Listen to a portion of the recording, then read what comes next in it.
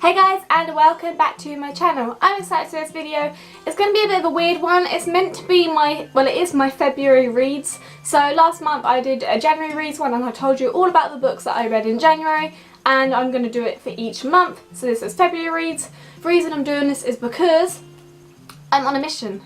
So last year I read 52 books and this year I'm going to try and read 104, so that's 2 books a week, and I thought it would be fun to talk about the books that I'm reading each month.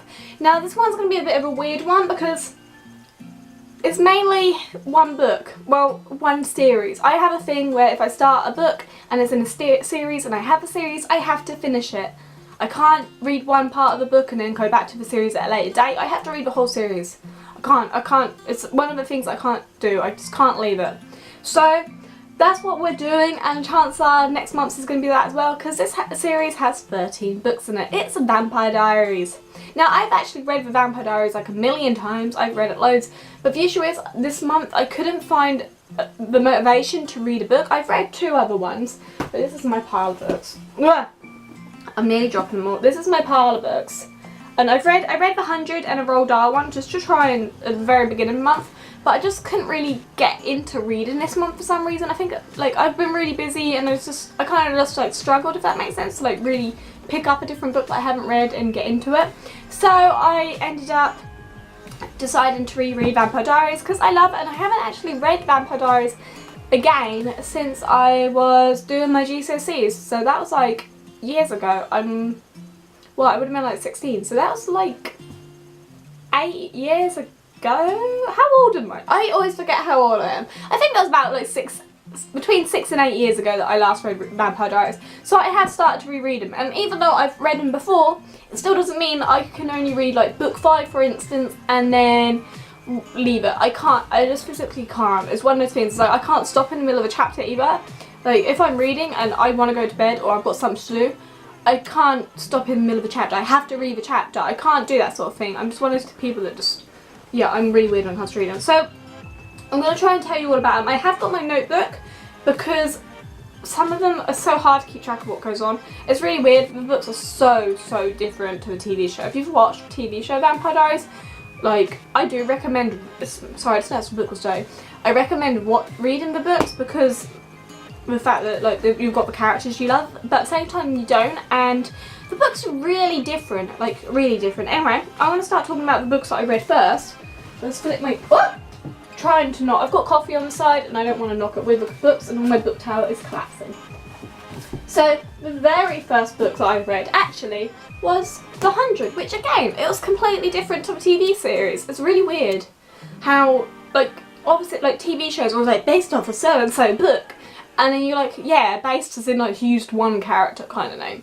But, so this is only the first one of a series. I know I've just literally just said that if it's a series book, I have to read them all. But I don't have all the books. I found this in the charity shop and I got it because I was like, oh, I love 100, I'll get that. And then I read it and I was like, oh, that's not really the 100. Or at least it's not the 100 that I know. Now, this I read at the beginning of the month. I'm tired and I can't really remember. So I'm getting my trusty book. And I'll tell you a little bit about it. I have had to write notes because I have the memory of a sponge. Probably a sponge has a better memory than me even. So, The 100. This thing. Also, I will end up probably telling you the storyline of a TV series if I just start telling you. So in this book, you've got Wells and Clark, which you had in the TV series. Wells is like in love with Clark. Clark was in love with Wells, but then he got her parents killed and then she hates him. They decide to send 100 of the like prisoners, the youngster prisoners, down to Earth to see if it's livable. Out of the 105 die. There is a character called Glass on here that was meant to be going. She is Wells' best friend, Glasses, and I think she's kind of meant to be like the Raven of a TV series. So a TV series is Raven. I think Glass is kind of meant to be like Raven, if that makes sense. But she was meant to go down as well on the ship, but she escaped and managed to stay on board of a ship. She's also like high class. They have it in classes instead, like instead of just one ship, they've got like Arcadia and like they're all different like classes on the ship. Like so she was high class, whereas Clark was high class, whereas like for instance Bellamy is like a low class kind of thing. Bellamy does actually get onto the ship just like the TV show because his sister goes on board, so that kind of like storyline stays. However, in the TV show, Bellamy's all like, yeah, tough and like, you know, like the hero kind of, the badass hero kind of person, if that makes sense. In the book, they kind of make him sound rather pathetic. Like, I love Bellamy. I'm like obsessed with Bellamy. Or kind of, I was and then I wasn't and now I don't really know. I'm obsessed with my sister's version of Bellamy. She writes me fan fiction stories and I'm obsessed with that version now. But this version, kind of pathetic and I was slightly disappointed. I don't know if it's just not written very well, but yeah. Octavia, his sister, is a drug addict. So that kind of was an interesting twist. Like, she steals the medicine from when they land and everything. Clark needs the medicine to like help the people that have got injured during the fall. Octavia actually steals the medicine because she needs drugs to help her sleep. This is also what I found interesting. So Becca and Ali, who are like the robot kind of people in the TV show, are actually just people that are on the ship and they're friends with Glass's boyfriend. So Glass has a boyfriend on the ship and Becca and Ali, who's an engineer. So maybe he's like maybe the Raven kind of person on the TV show, I don't know. But he's an engineer on the ship and Becca and Ali, when I heard all those names, I was like, hang on, I mean, that's suspicious. But yeah, they are friends of her Glass's boyfriend, who's called Luke. And yeah, I've literally wrote here, Luke is basically the Raven. So it's really weird. They've got new characters, they've got like different characters to what the TV show is. Like, I completely wasn't expecting it to be so different, but it really is. Like, it's completely different. So if you are a fan of the 100 TV show and you want to read the book, read it with an open mind. I recommend reading it. It started off really slow, but I did get, like, my sister didn't even finish it, I don't think. She thought it was rubbish. But when I got to maybe chapter, like, 14, so just over halfway, 14, 15, I started to get really into it. So I have given this book a 3 out of 5, which kind of probably sounds quite bad, but I think it's because it's not, I don't know if it's just how, like, to me it doesn't feel like it's written very well. It's kind of, I don't know. It's very jumpy as well, because obviously 1 minute you're on Earth, 1 minute you're in a ship, 1 minute you're on Earth, 1 minute in a ship, and 1 minute you're back in time, 1 minute you're in the future present, and it's very boom, boom, boom, boom. Which kind of like confused me a bit, especially when you're reading this at like 1 o'clock in the morning.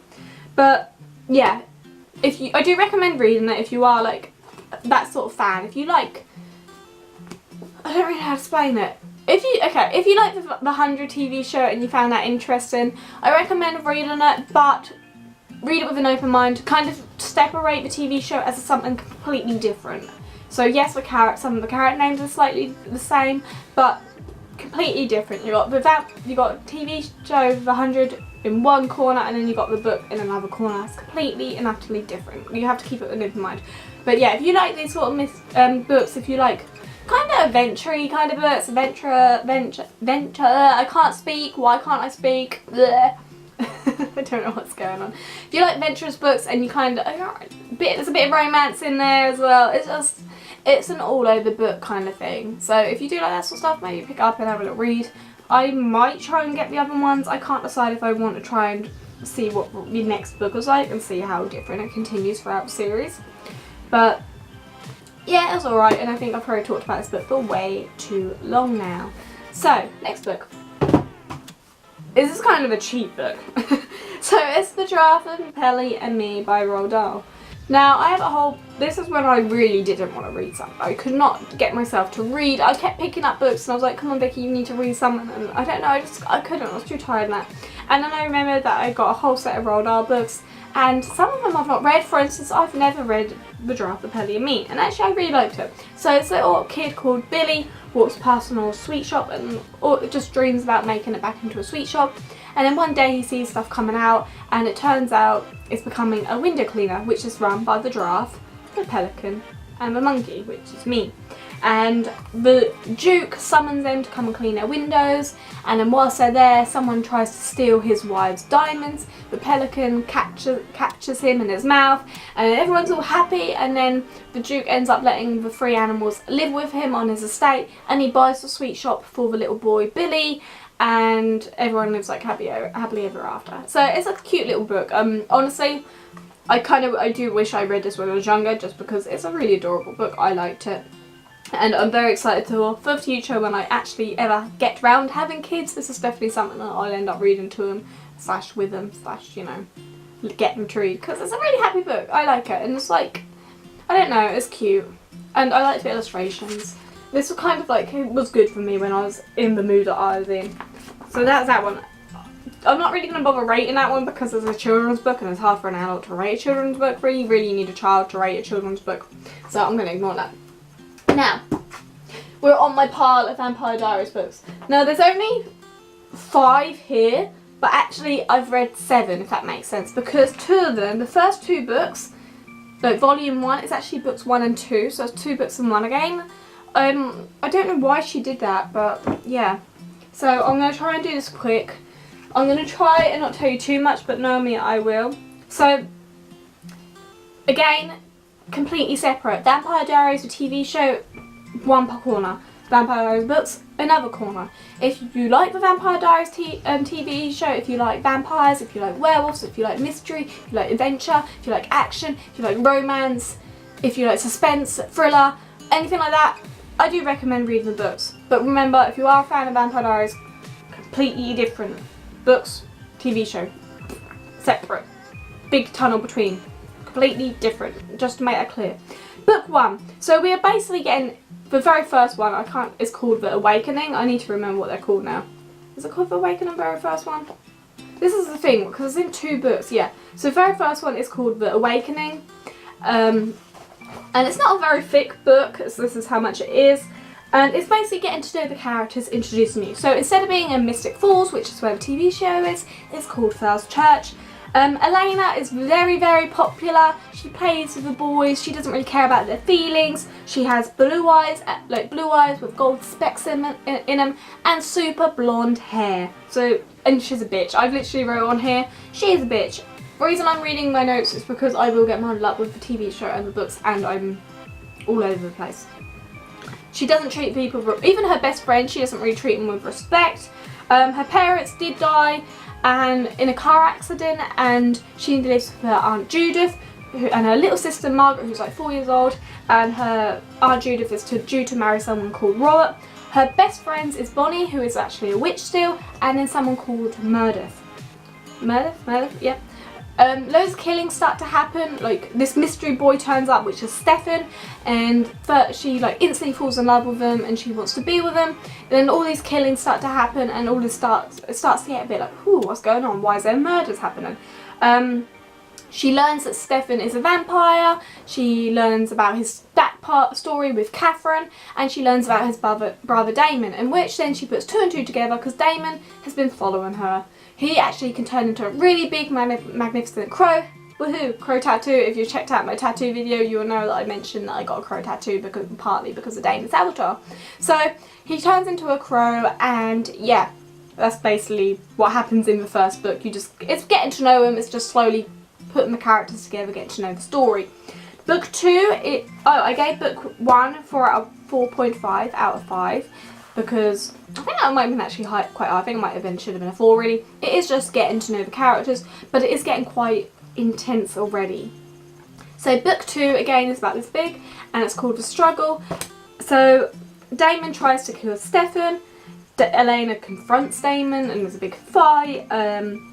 Elena has a diary, she writes in a diary, and that goes missing, and it turns out her old friend Caroline, they used to be best friends, and now for some reason Caroline hates her.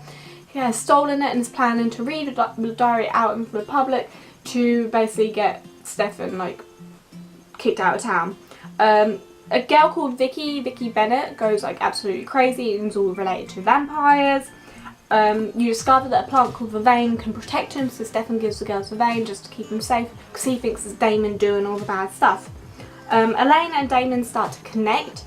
They start to have a little bit of romance coming without you actually seeing it as romance, but you can see the sparks flying. Stefan and Elena get engaged, which causes a lot of issues, and it ends up Elena gets really angry and has a fight with her Aunt Judith, and then gets thrown off a bridge, and then ... something bad happens to Elena, and it basically ends with that really. And yeah, there's also the whole thing, it's like they're starting to think that a really strong power is in First Church, and they assume it's Damon, but they start to think maybe not. And actually on the back of here it just says Elena is torn between her boyfriend and his brother. They hide dark secrets. Damon wants to lead Elena astray, and he'd rather kill Stefan than let him possess her. So there you go. That one, again, I think these all are about 4 out of 5 like they're not super high, and yeah, so that's that one.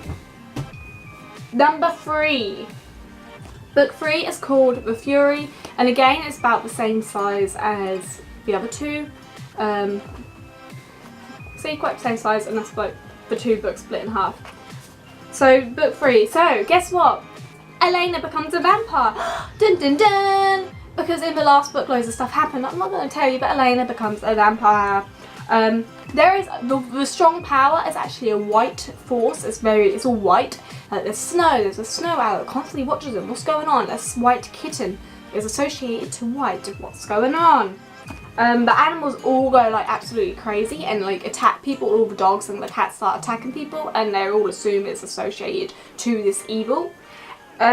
And Elena asks Stefan and Damon to work together to try and work out what the force is. Bum bum bum! It turns out it's Catherine, Stefan and Damon's maker, the person that they were originally in love with, and they killed each other because she died basically. They thought she was dead. But she's not, she's alive, and she's the one that's causing all of these issues because you know what? She's annoyed.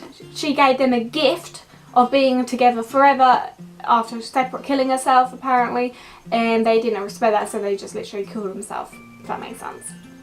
It's really weird, and she was then angry at them. She's like she's a really stupid character. In like the TV show, she's like an awesome character, and then she's pathetic and stupid. But yeah, so Catherine's alive, and then guess what? Elena sacrifices herself because Catherine tortures Damon, Stefan and Elena, and then Elena sees an opening and she ends up sacrificing herself to kill Catherine. So dun dun dun, Elena's dead again! So Elena's now died twice. In 3 books, Elena's died twice.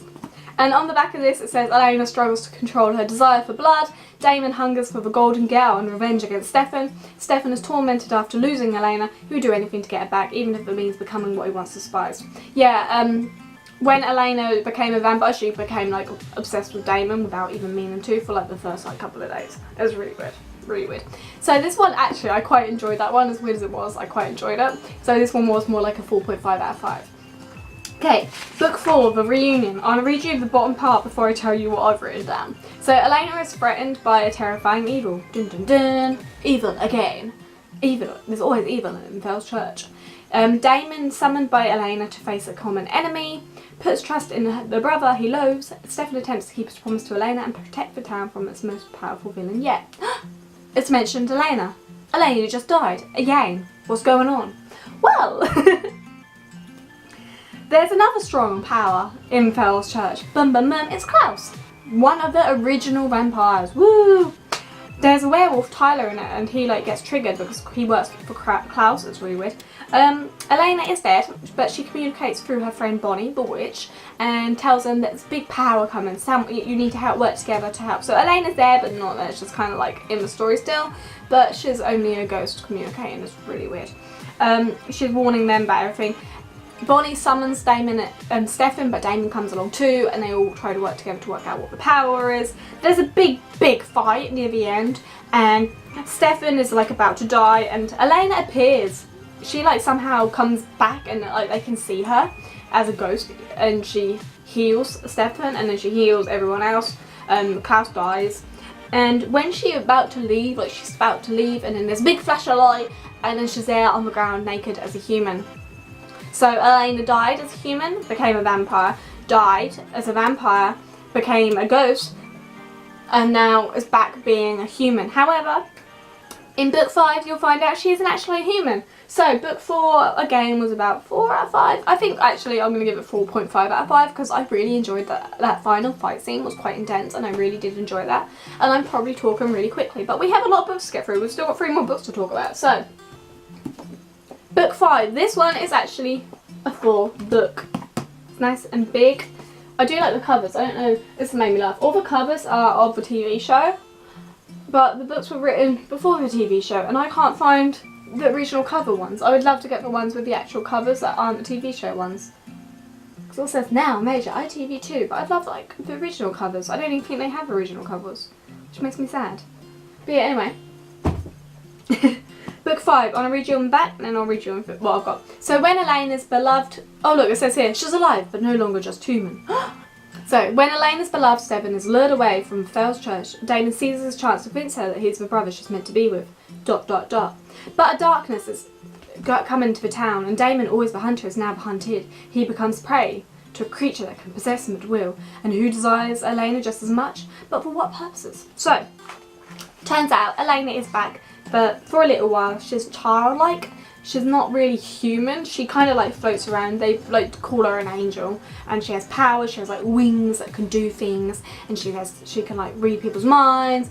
And yeah, she's not human, but then eventually she becomes human, but keeps her power, which is really weird. I don't know how, like, yeah, I don't know. Can't even remember how she became human again. It like triggered. So vampire, human, vampire, ghost, angel, human. She just like had 5 things in 5 books already. It's like, what the hell? This girl is going through a lot of stuff. So yeah, something is going on with Caroline. They don't know what it is, but Caroline's acting really weird. Kind of like at 4:44 a.m. like Damon sees her talking to a mirror, and it happens every day, and it's just really, really weird. Something's going on with Caroline. Something has possessed Damon, and it's called a malark. But the malark is actually, it's like a big insect thing, and it's not the thing that's possessing him, it's inside him, and the person is using the malark to control Damon. So it's like, the malark is like the middleman. Damon goes like crazy. Stefan leaves, but he doesn't, if that makes sense. He leaves Fel's church, but it's really weird, and I'm not really telling you about it because it's quite an important part of the story if you do end up reading it. But yeah, he ends up leaving, and Elena gets really upset and wants to try and find him, and yeah. It turns out that kitsunes, which are like Japanese fox creature people things, are the ones that are messing around with them and playing with Fel's church. So they're the one possessing Damon. And then there's a big fight again. So pretty much every book there's a big fight. However, no one dies in this book, so that's something. Book 6. So that book I'm gonna give it a 4.5 out of 5 because it was quite good and everything, and no one died, so I think that was kind of like a plus. Book 6 is called The Return Shadow Souls. What did I tell you book 5 was? So book 5 was The Return Nightfall, book 6 was Shadow Souls. It says on the back, it says again that she's human but no longer, she's alive but no longer human, but she became human. Anyway, Elena must come to terms with her altered physical state. Even she can barely comprehend what she is now capable of. It's because she's got like loads of power. Finding herself forced to travel to the dark dimension with Damon, Elena is secretly terrified of letting her long disguised feelings for Damon run wild. For if Damon does lure her into becoming his dark princess, her new power might not be used for good. Dun dun dun! Ugh, I'm talking too much, I need a burp. So, Damon and Elena and Matt decide to go to the dark dimension to rescue Stefan. That's where he is. He's being held prisoner there. All because of Damon. Matt's going because Caroline is trying to get him arrested for saying that he like forced himself on him, even though that's not happened. It was actually a malark that attacked Matt, and Caroline have said it's like super crazy. Matt ends up though returning to Fel's church because after he sees something going on with Damon and Elena, he leaves and ends up going back to Fel's church and stays with Mrs. Flowers at the boarding house to help them. Meredith and Bonnie end up going with them all to the dark dimension instead. To get into the dark dimension though, the 3 humans, but Bonnie, Meredith and Elena have to be slaves, so they act slaves to Damon. But obviously it's Elena, so she doesn't do very good for that. Things are happening with Damon and Elena. The romance is getting there. The sparks are flying. Things are going on. There's a lot of blood exchanging going on. So the romance is taking place. Elena sees a slave being whipped and instantly knows the lady's pregnant because of how she's like protecting her stomach. So Elena jumps in and gets whipped instead. However, because Damon loves that Elena, he ends up getting really angry, basically, because Elena's like super hurt. They have to find 2 halves of the Kitsune Fox key in order to rescue Stefan, so that's what now it starts to be about. It's like a race against time. We need to find these keys because Stefan is like suffering and dying, and he's getting like delusional, and it's a disaster. Guess what though? They end up doing it. They have to go to fancy parties and that, and they end up doing it. I think both times it's actually Elena that works out where the key is though. So Elena's like this super like powerful girl. It's really weird, like, yeah. But they free him and they get back home, and then something happens. a kitsune, a friendly kitsune, because you can have bad kitsunes, which are the two playing with Pearl's Church, or you can have a good kitsune. The good kitsune gave Stefan both lots of flowers, but there was a dark black rose in the middle. Damon loves black roses. It's something like he's kind of like fascinated by. He gets curious, and bum bum bum, that rose is actually was meant for Stefan to turn him human so he could be a Elena, but Damon has it, so Damon has become human. The vampire that loves to be human loves to be a vampire has just become human. Oh my god, disaster struck. Stefan gets super angry, and Damon's angry because, oh my god, he's lost all his powers and he feels pathetic. That's the end of book 6. Finally, we're getting there. I feel like this one's going to be a long one. Oh my god, if it is a long one, I'm sorry. Book 7. It's called Midnight. Still the Return Midnight. I think this was like the free part of that one. Elena returns from Dark Dimension, having freed her vampire boyfriend Stefan from imprisonment, but not without consequence. While still reeling from this latest shock, they're forced to confront the demons that have taken over Pearl's Church. Whoops. So Damon decides he's going to go back to the Dark Dimension and find a powerful vampire to turn him into a vampire again. Whilst when he's about to go through the gate, little Bonnie, innocent Bonnie, tries to stop him and ends up going down with him. Oh no. Okay, so let's leave that for a bit. There's loads of problems still going on with Pearl's Church. The children are becoming obsessed and girls are piercing themselves, and the plan is that apparently they're going to end up killing their parents. Oh dear, what's going on there? Damon finally finds a vampire to seduce and get him become a vampire again. And whilst he's doing that, he's left poor little Bonnie in a building. She gets bored. She goes for a walk. She gets caught. She becomes a slave. Damon rescues Bonnie, and it turns out Bonnie had a vision about something called the 7 treasures. This is like magic special to the kitsunes, and it has the biggest star ball in there. That star ball could save Pearl's Church. That's what they're thinking. So Elena and Stefan appear in the Dark Dimensions to rescue Bonnie from Damon, and then they hear about it, and then they all decide they're going to go for a walk they're going to go on this little adventure to try and get this star ball. They end up getting there, and everything stuff happens to them, and they get there, but loads of stuff is happening at Pearl's Church, like literally the place is about to collapse. They get to the star ball and they get there. Things happen. A lot of things happen. Elena uses her wings of destruction to destroy the tree that has the star ball in it, so the star ball gets destroyed. Yay, Pearl's Church is saved. Like, the kitsune that was causing all the issues at Pearl's Church died. Gone. Bye. So it's fine. But this tree that was holding the star ball killed Damon. Damon's dead again. So hang on, Elena's died, Damon's died like twice. Everyone keeps dying. It's getting hard to keep track now. Damon's dead. Elena breaks down, full on breaks down, gets really emotional, blah blah blah blah. Then we get to meet some people called the Guardians. Now these Guardians are really high up and in control of everyone and really powerful. Turns out Elena's meant to be a Guardian, but yeah, and also the Guardians killed Elena's parents because they were trying to recruit her. It's really weird. Elena makes a deal with them that she returns stuff in order for her life to go back to normal. So everything goes back to normal. She lives back with her Aunt Judith. No one ever knew that she died and then died and then died and then died.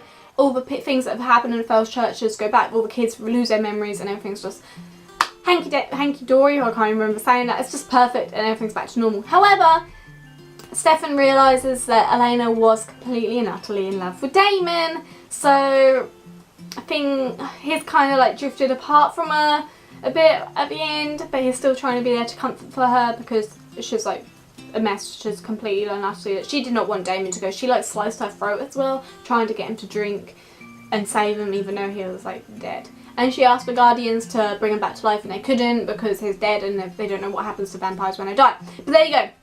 That's as much as we got up to. 7 books out of 13 books. Sorry, this was a very Vampire Diaries review. This one I actually quite liked. I think this one was maybe a 4.75 out of 5. I liked it. But I really do enjoy reading my Vampire Diary books, and reading them have got me back into the mood for reading. So once I finish the other 6, once I finish the other 6 books, I can then hopefully start reading some other books, and it'll be a bit more interesting, because this one was definitely a Vampire Diary book review. I can't help it though, I have to read the whole thing. But anyway, I've talked way too much.